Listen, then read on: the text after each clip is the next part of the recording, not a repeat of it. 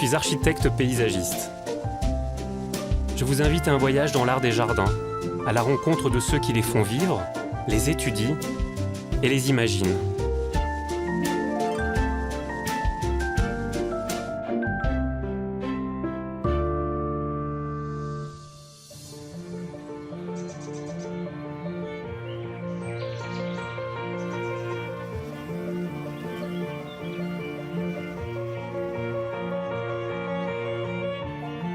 En Croatie, dans la région de Dubrovnik, la côte offre un somptueux paysage de rocailles et de maquis surplombant la mer Adriatique.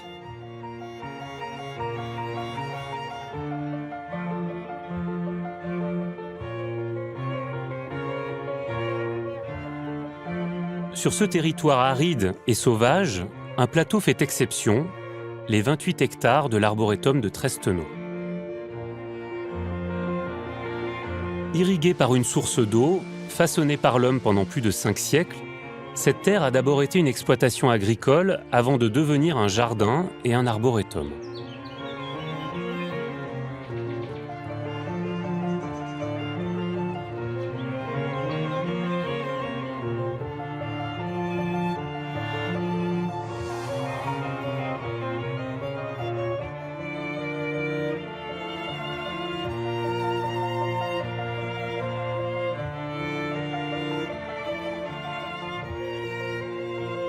En pénétrant sur le domaine, je suis saisi par le charme de la patine du temps, même si le jardin porte les stigmates des épreuves traversées, tremblements de terre, guerres et incendies.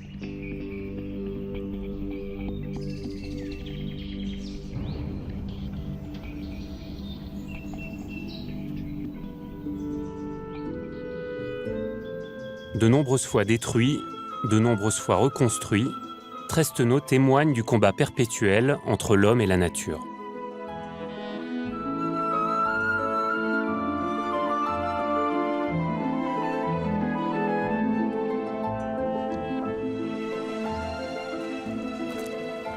Mladen Obad Sitarocci est comme moi paysagiste. Il est membre de l'Académie des arts et des sciences de Croatie. Mladen, quel est le contexte géographique dans lequel s'inscrit le jardin de Trsteno? Trsteno s'inscrit dans un paysage que je qualifierais de difficile. D'un côté, on identifie clairement la montagne, très proche des frontières entre la Croatie et la Bosnie-Herzégovine. Et de l'autre, on voit la mer Adriatique et l'archipel des îles Elafite. Plus loin encore, se situent les frontières maritimes avec l'Italie.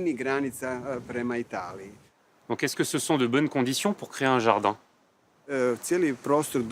Avec ce paysage montagneux et rocheux, tout l'espace de la région de Dubrovnik était pauvre en terre fertile.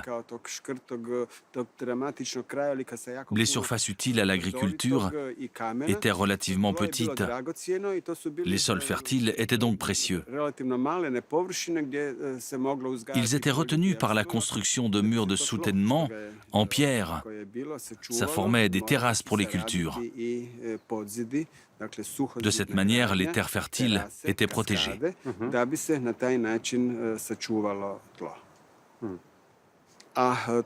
Pour les sols, on raconte qu'à l'époque de la Renaissance, les marins et commerçants de Dubrovnik allaient à Bari en Italie, mais également partout dans le pourtour de la mer Méditerranée, vendre les roches et les pierres qu'ils emportaient en bateau.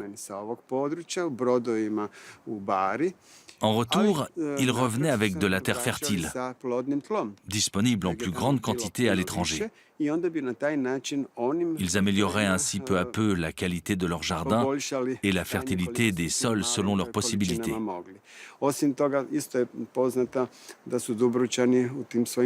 De plus, ces mêmes marins et commerçants durant leur voyage autour de la Méditerranée, rapportaient des graines de différentes espèces de plantes, de différentes espèces d'arbres. Cela permettait la création de jardins différents de ceux que l'on voyait habituellement dans la région.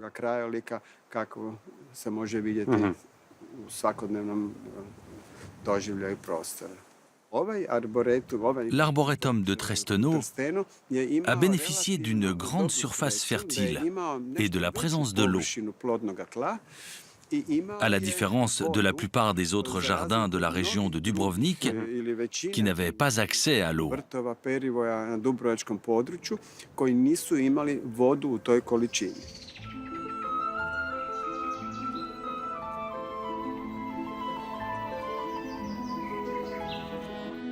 Les origines du jardin de Tresteno remontent au XVIe siècle, époque à laquelle une famille d'aristocrates de la petite république de Dubrovnik, les Gučetic-Goz, s'offre avec ce domaine un lieu de villégiature.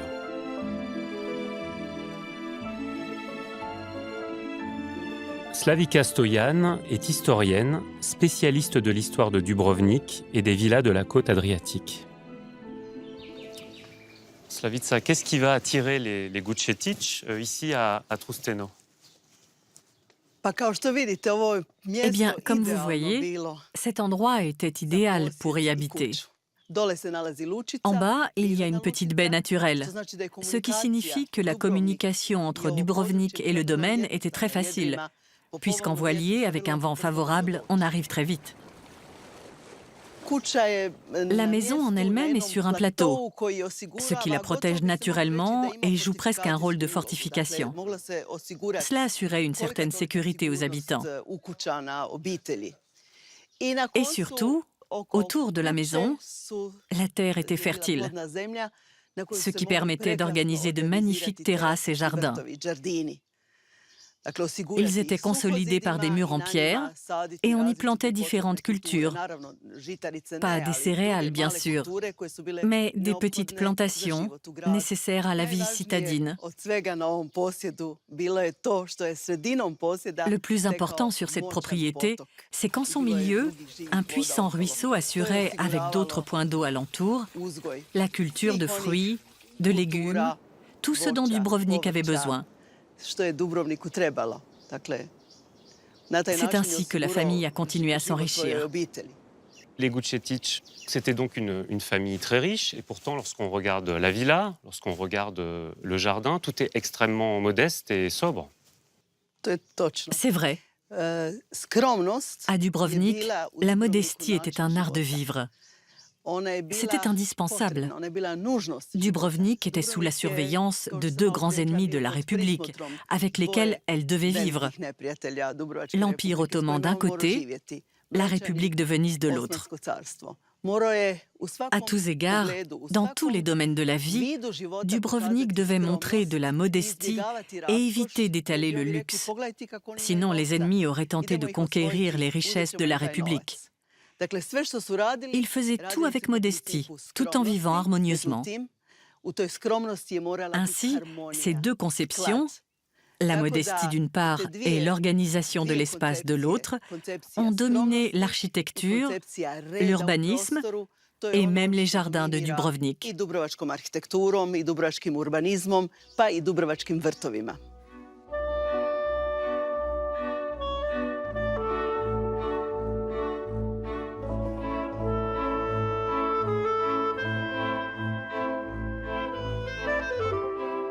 Le domaine de Tresteno se déploie autour de la villa, bordée de jardins, de labyrinthes et d'allées arborées. Un aqueduc achemine l'eau de la source dans les jardins et alimente le nymphée et sa fontaine. Les arbres de l'arboretum sont disséminés sur l'ensemble du domaine. À l'ouest du jardin se trouvent les terrasses de l'Oliveraie ainsi qu'un alignement de palmiers. En aval, des escaliers relient entre eux les belvédères et mènent au bord de mer.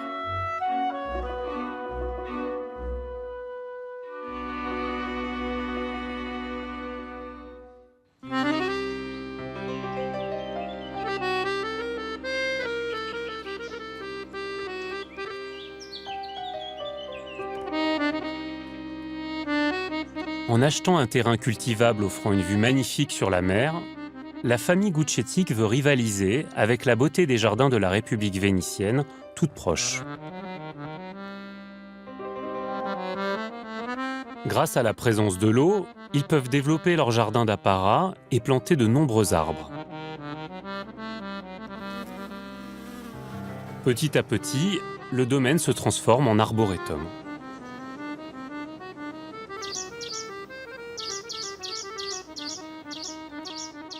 Aucun jardin de la région ne va atteindre cette dimension et cette richesse, reflet de près de 5 siècles d'existence et malgré les incendies et les guerres.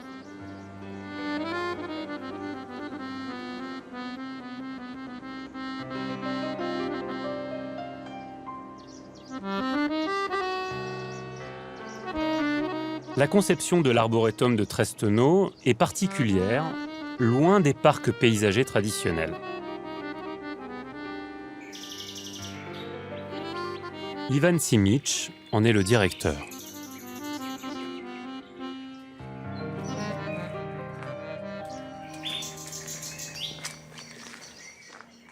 Ivan, avec toutes les atmosphères du jardin, ça me paraît très étrange aujourd'hui que vous le qualifiez d'arboretum. Et Ivan, par ailleurs, les arbres ici sont plutôt disséminés, la collection est plutôt disséminée. Il n'y a pas vraiment un lieu qui les réunit tous les uns à côté des autres. C'est le comte Balthazar Gušetić qui a initié la plantation de nombreuses espèces d'arbres étrangers au cours du XIXe siècle. Il plantait les arbres un peu partout dans le jardin. À la fin du XIXe siècle, ce jardin a été tellement enrichi d'espèces végétales étrangères qu'il a commencé à ressembler à un arboretum. On parle vraiment d'arboretum après la Seconde Guerre mondiale. Depuis 1948, c'est un domaine scientifique reconnu par l'Académie des sciences et des arts de Croatie.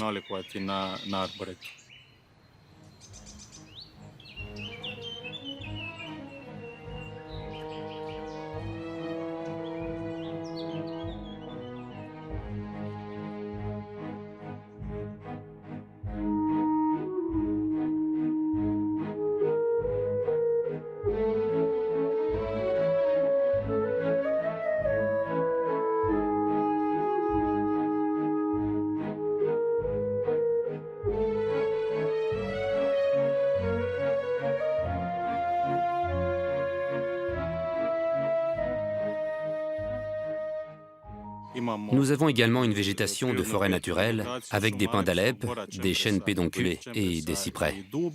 Comme ces grands cyprès qui représentent très bien les arbres du maquis du littoral adriatique.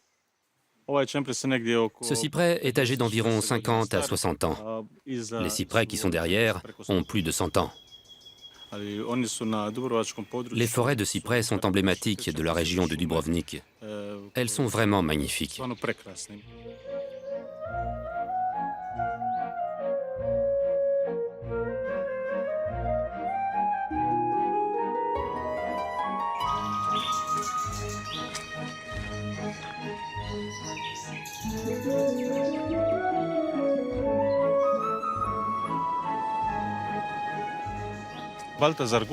Balthazar Gušetić a aussi enrichi le jardin avec différentes espèces de plantes.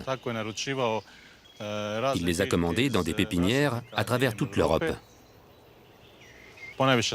Il a aussi fait venir des arbres originaires de différentes parties du monde. Il a donc introduit de nouvelles espèces dans ce jardin. Et cela enrichit l'arboretum.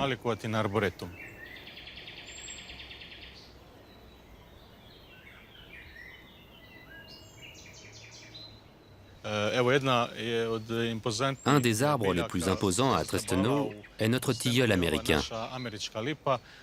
Il a été planté en 1858.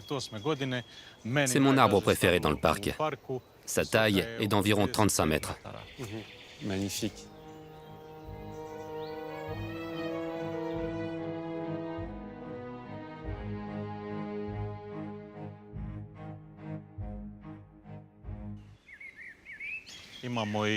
Nous avons aussi le platane d'Asie, qui est également âgé d'environ 150 ans et qui est un arbre merveilleux.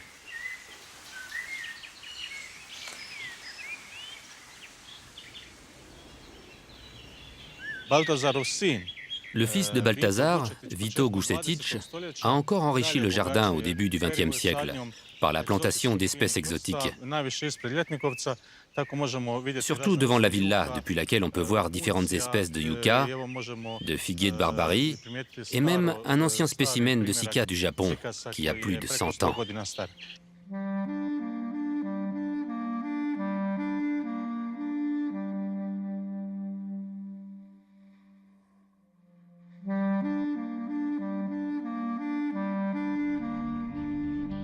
L'œuvre des Gušetić a subi les épreuves du feu. En 1991, lors de la guerre d'indépendance, un incendie ravage une première fois le domaine. En 2000, un second feu se propage accidentellement et détruit toute la partie nord-ouest.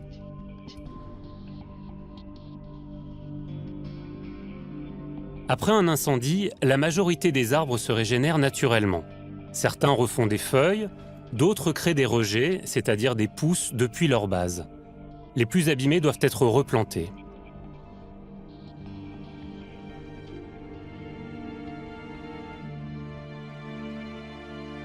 À Tresteno, la végétation s'est régénérée en une dizaine d'années.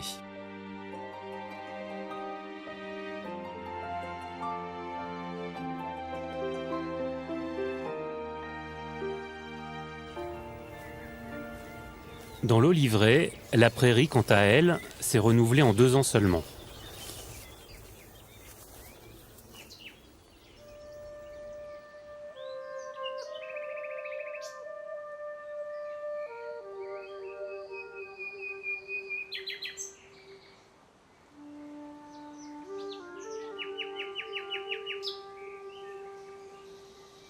Ivan, on a du mal à imaginer, ici dans l'Olivet de Tresteno, que les 2 tiers du jardin, de l'arboretum, ont été dévastés par un terrible incendie. Avec l'incendie de l'an 2000, 2 tiers de la surface de l'arboretum a disparu. Après cela, les travailleurs de l'arboretum ont commencé la restauration des parties consumées par les flammes. La restauration a commencé par l'élimination des arbres brûlés. Ensuite, il y a eu une phase de replantation de nouveaux arbres, surtout des cyprès. Là où nous sommes actuellement, se trouve notre nouvel Olivet, qui est devenu le symbole de la restauration après l'incendie, puisqu'elle a commencé à être replantée autour des anciens pieds restés intacts. Nous avons planté d'anciennes variétés d'oliviers de Dubrovnik, de sorte que sur cette surface d'1,5 hectare, nous avons 15 variétés anciennes, et en tout, environ 200 arbres. Cette année sera bonne. Je suis sûr que nous aurons beaucoup d'huile d'olive. On s'intéresse plus facilement aux oliviers lorsqu'ils sont en fruits, mais là, la fleur de l'olivier est magnifique, elle est très délicate. On voit bien les 4 petits pétales. Les 2 étamines qui sont gorgées de pollen, on le voit très bien là sur la feuille. Petite tache jaune là. Là, vous allez avoir de belles olives cet automne.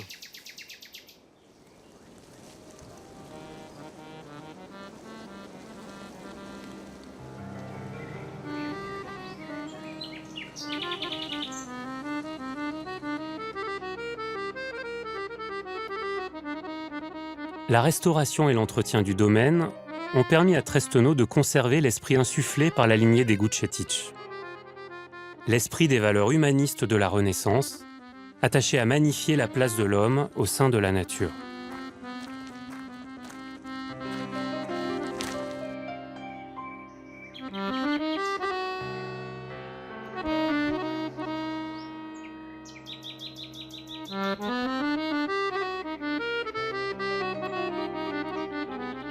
Luco Paglietac est romancier et poète. Amoureux du jardin de Tresteno, il en a fait le décor de son dernier livre.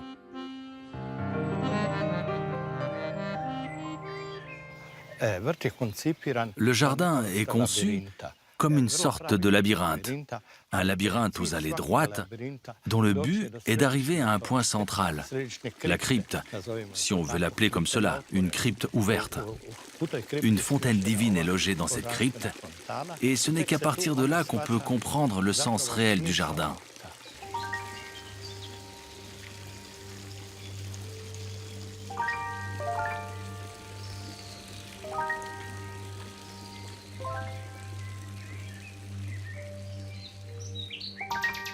La fontaine est alimentée par un aqueduc acheminant l'eau de la source depuis le haut du jardin.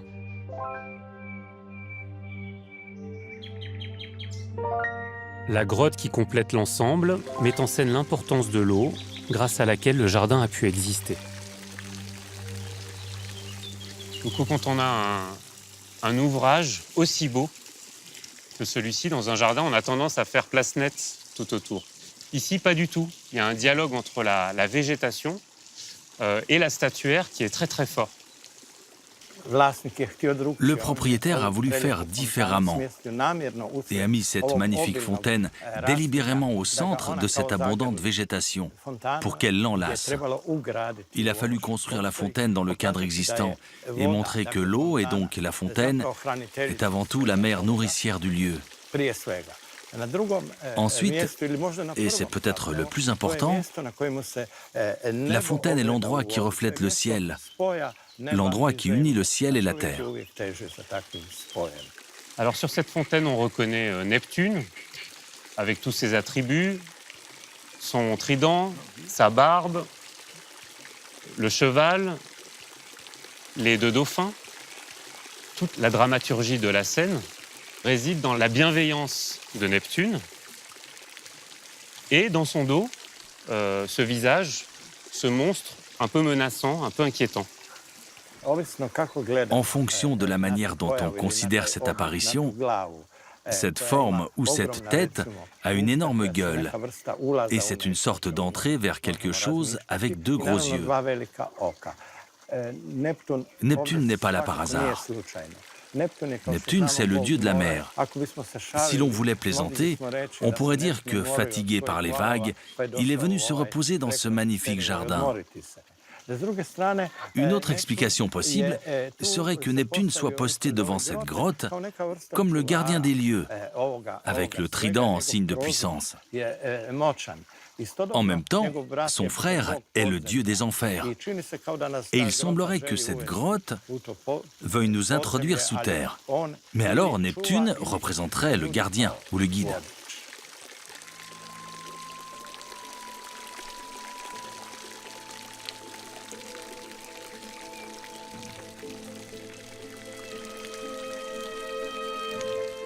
En Europe, au XVIIIe siècle, on aménageait ainsi les jardins pour provoquer l'admiration du visiteur.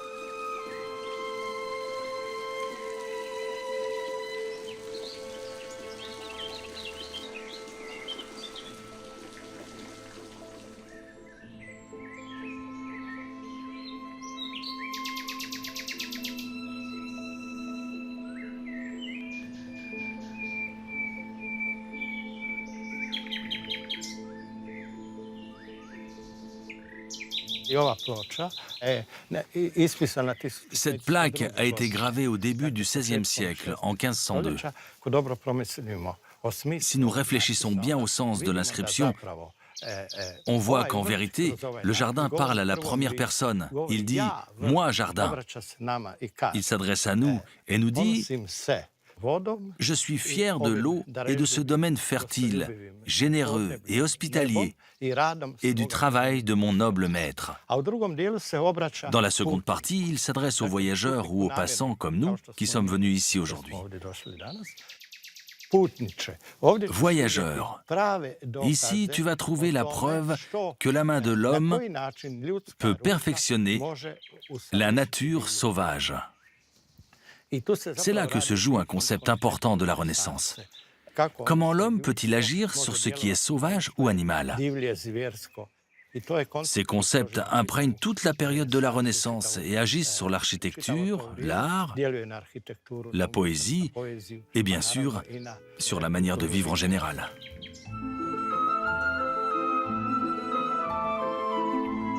l'arboretum de Tresteno reste le témoin de plusieurs époques.